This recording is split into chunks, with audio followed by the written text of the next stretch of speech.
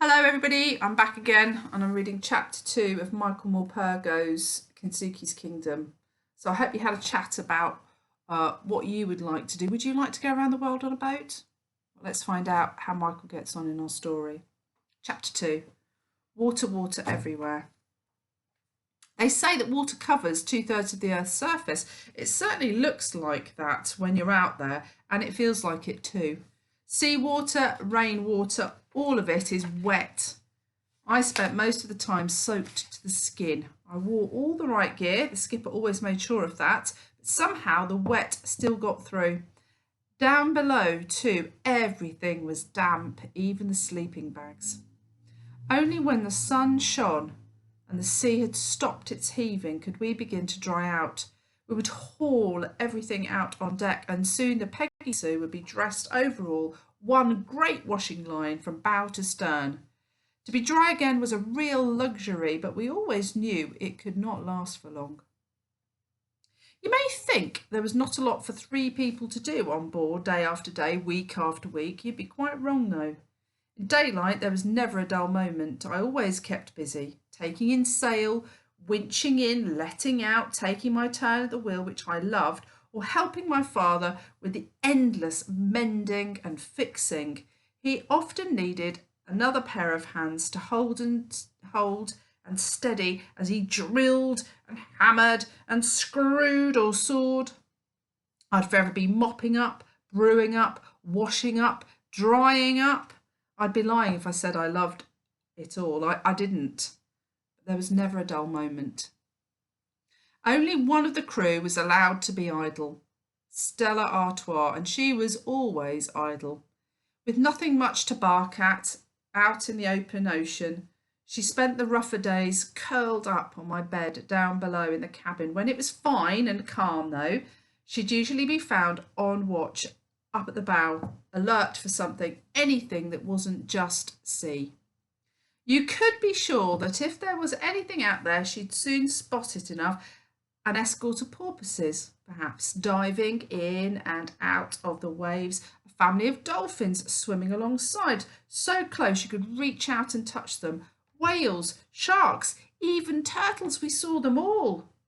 My mother would be taking photographs, video and still, while my father and I fought over the binoculars. But Stella Artois was in her element, a proper sheepdog, barking her commands at the creatures of the sea, herding everything up from the deep.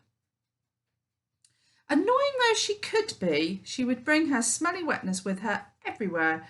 We never once regretted bringing her along with us. She was a great comfort. And when the sea tossed and churned us, and my mother felt like death from seasickness, she'd sit down below, white to the gills, with Stella on her lap, cuddling and being cuddled. And when I was terrified by the mountainous waves and the screaming wind, I would curl up with Stella on my bunk, bury my head in her neck, and hold her really tight. At times like that, and I don't suppose they were that frequent, it's just that I remember them really vividly, I always kept Eddie's football close beside me as well. The football had become a sort of talisman for me, a lucky charm, and it really seemed to work too. After all, every storm did blow itself out in the end, and afterwards we were always still there, still alive, and still afloat. I had hoped my mother and father might forget all about the planned schoolwork, and to begin with, it seemed as if they had. But once we had weathered a few storms, once we were settled and well into our voyage, they sat me down and told me the unwelcome news. Like it or not, I was going to have to keep up with my schoolwork. My mother was adamant about it.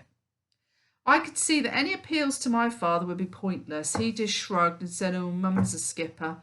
And that was the end of the matter. At least at home, she'd be my mother, and I could argue with her, but not on the Peggy Sue, not anymore. It was a conspiracy.